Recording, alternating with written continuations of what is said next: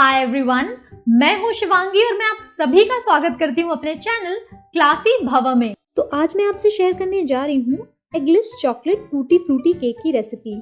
और इस वीडियो में मैं आपसे केवल परफेक्ट केक बनाना ही शेयर नहीं करूंगी, बल्कि शेयर करूंगी वो सारे रीजंस जिनकी वजह से केक बिगड़ जाता है, और साथ ही शेयर करूंगी सारे टिप्स एंड ट्रिक्स जिन्हें फॉलो करके आपका केक हर बार अच्छा ही बनेगा। तो अभी मैं आपको एक क्विक सी समरी दे देती हूँ कि इस वीडियो में मैं आपसे क्या क्या शेयर करने वाली हूँ। तो सबसे पहले मैं शेयर करूंगी कि केक अच्छा क्यों नहीं फूलता है और परफेक्ट जालियों वाला स्पॉन्जी केक कैसे बनाना है। सेकंड चीज, केक एकदम ग्रीसी और चिपचिपा क्यों बन जाता है, जिसे प्रेस करो तो एकदम आटे जैसा हो जाता है, स्पॉन्जी बिल्कुल नहीं रहता है। केक फूलती तो है पहले, लेकिन बाद में बैठ जाती है, या फिर फूल जाने के बाद ठंडा होते ही इसमें बीच में गड्ढा सा होने लगता है। केक ड्राई क्यों हो जाता है या फिर बहुत ज्यादा क्रम्बली क्यों हो जाता है। केक में विनेगर क्यों डालते हैं, बेकिंग पाउडर और बेकिंग सोडा दोनों क्यों यूज करते हैं हम केक बनाने में, और दोनों में अंतर क्या होता है। टूटी फ्रूटी केक में नीचे क्यों बैठ जाती है, ऊपर क्यों नहीं रहती है। अगर मेजरिंग कप्स ना हो तो केक कैसे बनाएं। फाइनली, केक टूट क्यों जाता है। और इसके अलावा भी बहुत सारे टिप्स एंड ट्रिक्स इस वीडियो में मैं आपसे शेयर करूंगी, तो इसलिए इस वीडियो को लास्ट तक जरूर देखिएगा। तो चलिए शुरू करते हैं केक बनाना। केक बेक करने के लिए हमने एक कढ़ाई रख ली है गैस पे।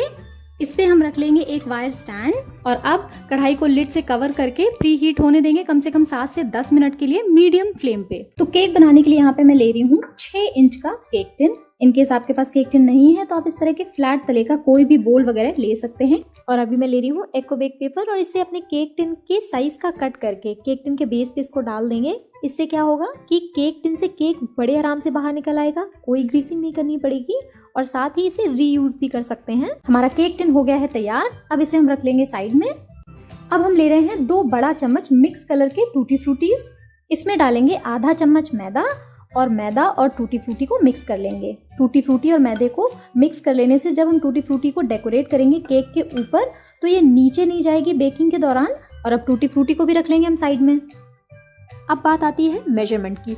तो मेजरमेंट के लिए अगर आपके पास में मेजरिंग कप्स या स्पून नहीं है तो आप कोई मीडियम साइज का मग ले सकते हैं, या फिर आप मीडियम साइज का कोई भी एक बोल ले सकते हैं, कटोरी ले सकते हैं जो नॉर्मल हमारे घरों में यूज होती है खाने में। और इसी तरह से अगर बात करें स्पून्स की, तो एक जो मीडियम साइज का स्पून होता है वो होता है 1 टीस्पून के बराबर, और एक जो बड़े साइज का स्पून होता है वो होता है 1 टेबल स्पून के साइज का। और इसी से मेजर करके फिर सारी के सारे इंग्रेडिएंट आप केक में डालें। अब हम बनाएंगे केक बैटर। इसके लिए एक बोल में हम रख लेंगे छन्नी। इसमें डालेंगे 1 कप मैदा। इसी के साथ इसमें जाएगा 4 बड़ा चम्मच कोको पाउडर, 1 चम्मच बेकिंग पाउडर और आधा चम्मच बेकिंग सोडा। और अब एक बहुत इंपॉर्टेंट इन्फॉर्मेशन, ऑलमोस्ट मेरी हर एक केक रेसिपी में एक सवाल जरूर पूछा गया है, और वो ये है कि बेकिंग पाउडर और बेकिंग सोडा में अंतर क्या होता है, और हम दोनों क्यों ऐड करते हैं केक में। बेकिंग सोडा सोडियम बाइकार्बोनेट होता है, वहीं बेकिंग पाउडर में होता है बेकिंग सोडा, कॉर्नस्टार्च और मीडियम एसिडिक। और ये दोनों ही हम एगलेस केक में स्पेसिफिकली इसलिए यूज करते हैं क्योंकि जब बेकिंग सोडा जाता है बैटर में तो ये केक को इनिशियल राइजिंग यानी कि स्टार्टिंग की स्टेज में फूलने में मदद करता है। वहीं जैसे जैसे केक को और ज़्यादा हीट मिलती जाती है, ये बेकिंग में और ज़्यादा गर्म होता जाता है, तो बेकिंग पाउडर केक को राइज करने में हेल्प करता है। और अब इन सारी चीज़ों को हम छान लेंगे इस बोल में। इन ड्राई इंग्रेडिएंट्स को अब हम बिल्कुल अच्छे से साथ में मिक्स कर लेंगे, सो दैट ये एक दूसरे के साथ बहुत अच्छी तरीके से मिक्स हो जाएं। And that's it. इन्हें रख लेंगे हम साइड में। अब हम ले लेंगे एक अलग बोल। इसमें हम डालेंगे आधा कप पिसी हुई शक्कर और 1/4 कप कुकिंग ऑयल। इस ऑयल में कोई बहुत ज़्यादा शार्प फ्लेवर नहीं होना चाहिए। और इन दोनों चीज़ों को हम एक दूसरे के साथ एकदम अच्छे से विस्क कर लेंगे, इन्हें मिक्स कर लेंगे। इस मेथड को क्रीमिंग मेथड कहा जाता है, और इसमें हम ऑयल और शुगर को अच्छे से बीट करके एकदम लाइट एंड फ्लफी बना देते हैं। और यहाँ पे अब मैं आपको बताती हूँ कि केक एकदम ग्रीसी और चिपचिपा तब हो जाता है जब इसमें तेल और शक्कर की मात्रा ज़्यादा कर दी जाए। तेल हम केवल केक को मॉइस्ट बनाने के लिए यूज करते हैं, और इसलिए अगर ज़्यादा तेल इसमें डाल देते हैं तो केक पफी नहीं रह जाता है, बहुत ही ज़्यादा ऑयली हो जाता है। और इसीलिए केक में ऑयल बहुत ज़्यादा कभी भी नहीं यूज करना चाहिए। करीब 2 से 3 मिनट तक दोनों चीज़ों को एक साथ मिक्स करने के बाद ये एकदम अच्छे से मिक्स हो चुके हैं एक साथ। अब हम इसमें डालेंगे 2/3 कप नॉर्मल टेम्परेचर पे आया हुआ दूध, यानी कि दूध को मैंने उबाल के इसे नॉर्मल टेम्परेचर पे आने दिया है, ना ये गर्म है ना ही ठंडा। साथ ही इसमें जाएगा 1 चम्मच वनीला एसेंस, और इन चीज़ों को आपस में अच्छे से मिक्स कर लेंगे। और सारी चीज़ें एकदम अच्छे से हो चुकी हैं मिक्स, और ये तैयार हो गया वेट मिक्सचर। अब हम ले लेंगे अपने केक का बनाया हुआ ड्राई मिक्सचर जो हमने मैदे से बनाया था इससे पहले, और वेट मिक्सचर वाले बोल पे रखेंगे एक छन्नी, और ये ड्राई मिक्सचर इस वेट मिक्सचर में हम ऐड करेंगे। हम दोबारा इसे इसलिए छान रहे हैं ताकि हमारा केक बहुत ज़्यादा स्पॉन्जी बने। मिक्स भी करेंगे इसे, और इसे एकदम धीरे धीरे मिक्स करेंगे हम, ताकि हम ओवर मिक्सिंग ना करें बैटर की। नाउ अगर अब हम मिक्सिंग की बात करते हैं तो कभी भी केक को ओवर मिक्स नहीं करना चाहिए। ओवर मिक्स करने से केक को पहले तो केक बेकिंग के टाइम पे फूल जाएगी, लेकिन बाद में ये बीच से बैठ जाएगी। और इसी तरह से हो सकता है ये पहले आप फूली फूली निकालें बेक करने के बाद, लेकिन बाद में ठंडी होते ही केक बीच में बैठ जाए, और इसलिए कभी भी बैटर को ओवर मिक्स नहीं करना चाहिए। अगर केक बैटर बनाते टाइम हमने इसे थोड़ा सा गाढ़ा रखा है जो कि रुक रुक के गिरता है, तो केक बनने के बाद बहुत ज़्यादा हार्ड हो जाएगा, क्रम्बली हो जाएगा और स्पॉन्जी नहीं बनेगा। और अब फाइनली हम इसमें ऐड कर रहे हैं 1 चम्मच विनेगर या फिर नींबू का रस। बहुत बार मेरे व्यूवर्स ये क्वेरी करते हैं कि केक में विनेगर क्यों यूज़ करते हैं। तो केक में एक विनेगर या फिर नींबू का रस हम इसलिए यूज़ करते हैं क्योंकि ऐसा करने से ये जो बेकिंग सोडा है उसके साथ में रिएक्ट करता है, जिससे कार्बन डाइऑक्साइड क्रिएट होती है, यानी कि बबल्स फॉर्म होते हैं, और ये केक को राइज करने में यानी कि फूलने में बहुत ज़्यादा हेल्प करता है। और मिक्स करने के बाद इसे तुरंत ही हम ट्रांसफ़र कर देंगे केक टिन में। मिक्सिंग के बाद में हमें बैटर को रख के नहीं छोड़ देना है, क्योंकि अगर ऐसा करेंगे तो बेकिंग सोडा और विनेगर का जो रिएक्शन हुआ है वो ख़त्म हो जाएगा और केक बिल्कुल नहीं फूलेगा।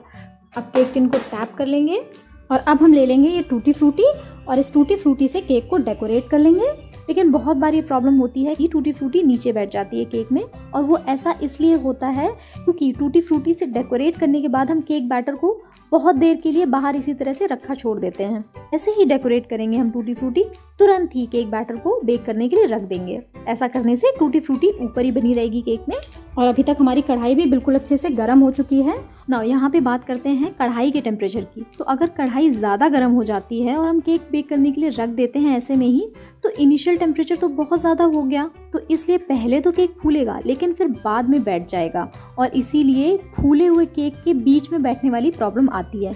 तो कभी भी कढ़ाई को बहुत ज़्यादा गर्म नहीं होने देना है, मीडियम हीट पे आपको इसे अच्छे से गर्म होने देना। उसके बाद इसमें केक बैटर रखेंगे बेक होने के लिए। और अब इस केक को हम बेक कर लेंगे करीब 40 to 45 मिनट्स के लिए लो फ्लेम पे। और अगर आप इस केक को बेक करना चाहते हैं अवन में या फिर कन्वेक्शन में, तो इसके लिए 180 डिग्री पे प्री हीट करके करीब 35 to 40 मिनट्स के लिए इस केक को आप बेक कर लें। ना जब आपने बेकिंग के लिए केक रख दिया है, तो अगर आप इसे बीच में चेक करना चाहते हैं तो आप इसे 25 मिनट के बाद ही चेक करें। 25 मिनट से पहले आपको इसे नहीं चेक करना है, क्योंकि अगर आप बीच में खोल के इसे चेक कर लेंगे तो अगर केक फूल भी रहा होगा तो वो नीचे बैठ जाएगा। एग्जैक्टली 45 मिनट हो चुके हैं, और अब हम गैस ऑफ कर देंगे और केक को चेक करेंगे। लुक एट दिस, बहुत ही बढ़िया स्पॉन्ज केक लग रहा है। और अब हम ले लेंगे एक टूथपिक और इससे प्रिक करके चेक करेंगे केक को। और ये देखिए टूथपिक एकदम क्लियर बाहर आई है, दैट मीन्स केक एकदम अच्छे से पक चुका है। और अब हम केक को कढ़ाई से निकाल के ठंडा होने देंगे और फिर मोल्ड से बाहर निकालेंगे। तो ठंडा करने के लिए हम इसके ऊपर एक पतला सा कपड़ा डाल देंगे और फिर इसे ठंडा करेंगे, इससे कि केक के ऊपर की जो लेयर है वो टाइट नहीं होगी और केक एकदम सॉफ्ट बना रहेगा। और केक अभी तक ठंडा हो चुका है, और अब हम इसे डिमोल्ड कर लेंगे। इसके लिए हम केक के साइड्स को पहले एक नाइफ से अलग कर लेंगे। इसे हमें गरम गरम बिल्कुल भी नहीं निकालना है, अदरवाइज ये टूट जाएगा। इसलिए केक को पहले हम कम से कम आधे घंटे तक ठंडा कर लेंगे, उसके बाद ही इसे हम मोल्ड से निकालेंगे। और अब हम बटर पेपर अलग कर लेंगे, और ये देखिए एकदम परफेक्ट चॉकलेट स्पॉन्ज केक बनके तैयार हुआ है। और अब हम इसकी एक स्लाइस काट लेते हैं, और जैसा कि मैंने आपको बताया बहुत ही ज़्यादा फ्लफ़ी बना है ये केक। ये देखिए कितनी अच्छी जाली आई है केक में, और कितना स्पॉन्जी बना है ये केक। कितना भी हम इसे हाथ से प्रेस करें ये वापस अपनी शेप ले लेता है। इसका मतलब है परफेक्ट स्पॉन्जी केक बनके तैयार हुआ है। तो आज की इस वीडियो में मैंने ये कोशिश की है कि मैं आपको वो सारे ways and means, tips and tricks बताऊं जिनकी हेल्प से आपको केक बनाने में कभी कोई प्रॉब्लम ना हो और आपका केक हमेशा परफेक्ट बनके तैयार हो। आई होप कि इतनी सारी इन्फॉर्मेशन वाला ये वीडियो आपको ज़रूर पसंद आया होगा। और अगर आपको ये वीडियो पसंद आया तो प्लीज़ इसे लाइक ज़रूर कीजिएगा और शेयर भी सबसे ज़रूर करिएगा, और कमेंट करके मुझे भी बताइएगा कि आपको वीडियो कैसा लगा। Thank you so much for watching. Happy cooking!